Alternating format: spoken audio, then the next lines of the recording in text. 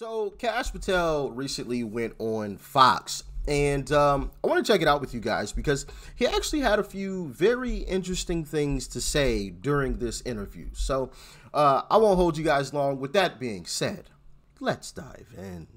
You know, you were on with Maria a few weeks ago, and you said this. What we can do now is continue to put out the documents and the information that these people withheld from the American public. You're about to see a wave of transparency. What do you mean? Just give us about a week or two. All right, we're almost at 2 weeks. So this is about Crossfire Hurricane. You just talked about that, all that you've been learning. Can you give us a little of that wave of transparency? Absolutely. So just quickly on Crossfire Hurricane, that is a continuing production. We have found material, and I'm the Crossfire Hurricane guy, that I didn't even know existed in FBI holdings. So there's been held someplace else, or? That's been stashed away in locations that people thought we wouldn't find it because we wouldn't know to look for it there. And as promised with my congressional partners, I'm working with Congress on constitutional oversight because that's what the American people deserve. And those documentations have been flowing to Congress nonstop on a rolling basis since that interview. But more importantly, people have had questions about January 6th and whether or not there were FBI sources, not agent sources. Before he gets too deep into that, that's pretty wild. Attempting to hide files. Now, with all of this, actually, I'm going to save that for later, but attempting to hide files because you didn't think, well, he's probably not going to know to go over here to this place or this building or this location to find these files. So we're just going to stash them over here. Pretty wild stuff when you really think about it.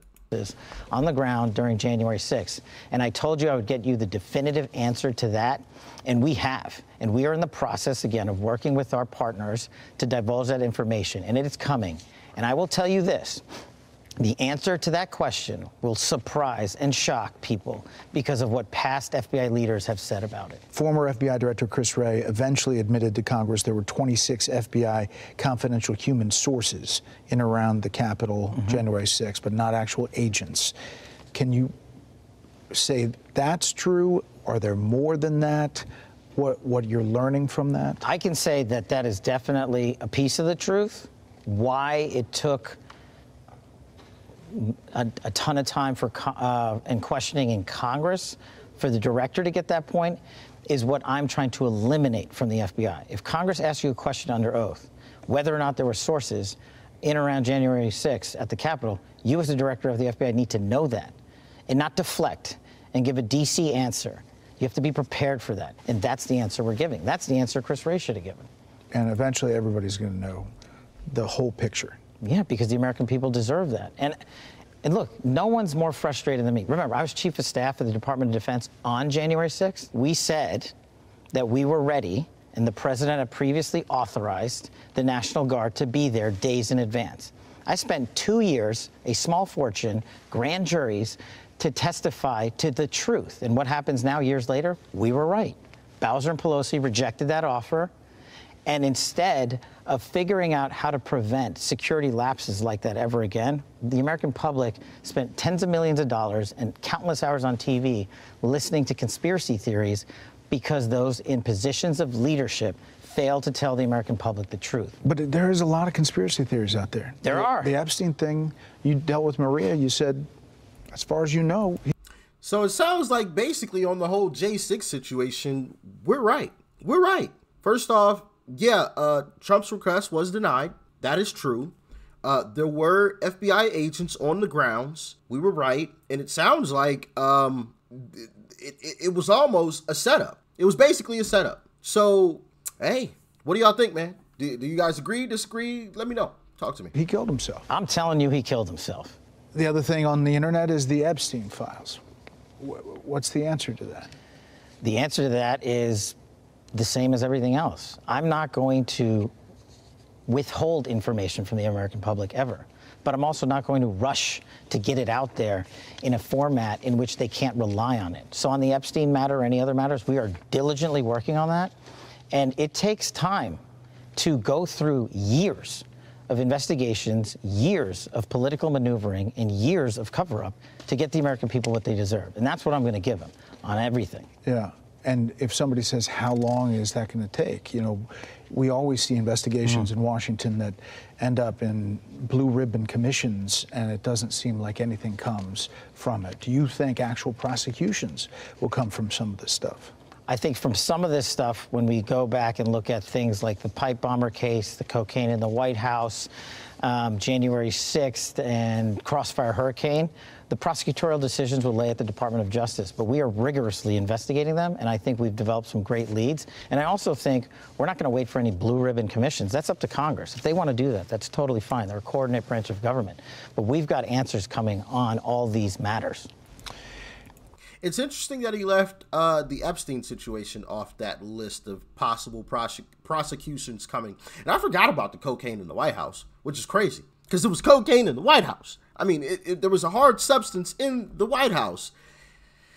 And I completely forgot about it until just now, but that's quite interesting. I wonder why that is about the whole Epstein situation, or if that was just, you know, a mistake because they had literally just talked about the whole Epstein situation.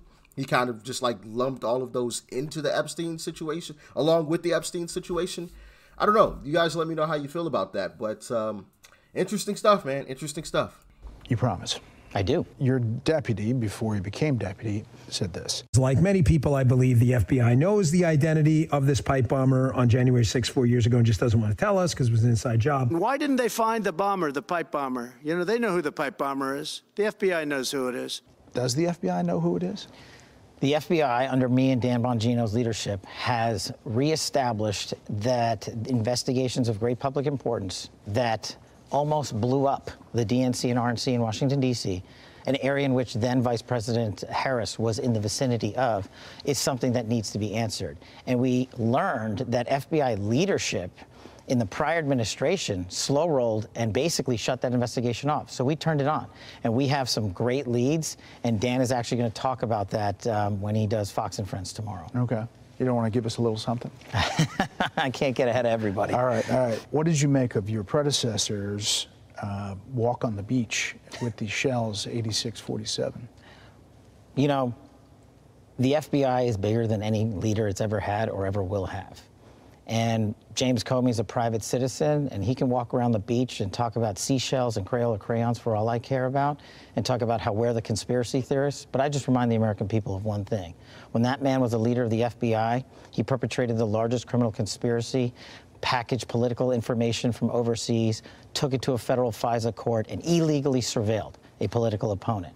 So I won't be lectured on how to run this FBI from that man. Well, James Comey was just on talking about all of that, the seashells and everything, and he also talked about you. Obviously, you start with the fact that the guy has literally nothing in his entire adult life that prepares him for this role, and so that's deeply concerning to start with.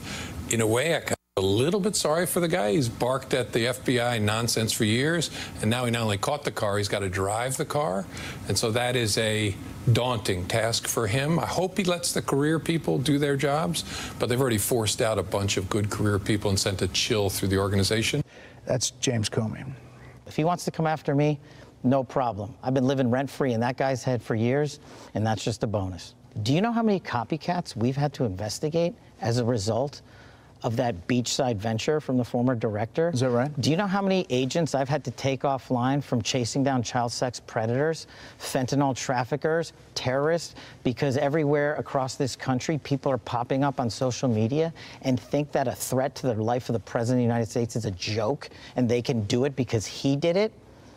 That's what I'm having to deal with every single day. And that's what I'm having to pull my agents and analysts off because he thought it was funny to go out there and make a political statement. The 8647, the president said that he believed it was an assassination message. On assassination attempts, I did ask the president on the Middle East trip about this. Is there frustration on your part? Will we get transparency? Will we know the bottom line story? It's very interesting because we have great people. I think Pam is incredible. I think Cash is incredible. I'm relying on my people to tell me what it is. You know, we have deep-seated craziness in this country, and I'm relying on my people, and so far they're good, but so far and in this case it's Secret Service, they tell me it's fine. But it's a little hard to believe, to be honest with you, okay? It's a little bit hard to believe as I get that throbbing feeling. You know, it sounds like he wants more about at least the Butler guy that we don't know a lot about. Will we know a lot more about him? Is there more to know? I don't know that there's more to know, but you're going to know everything we know. And that's the other thing we did. We take assassination attempts, especially of the President of the United States, extremely seriously.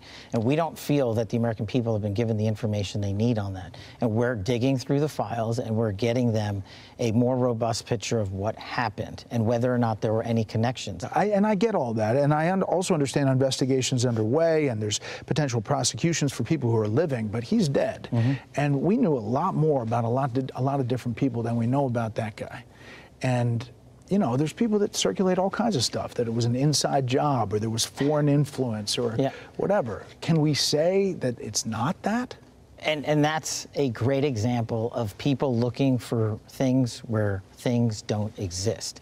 In that specific case, since that individual is dead, we are able to say a lot more, unlike the Merchant case in New York, which is ongoing, and whether or not there are any connections. We have definitively given that information over.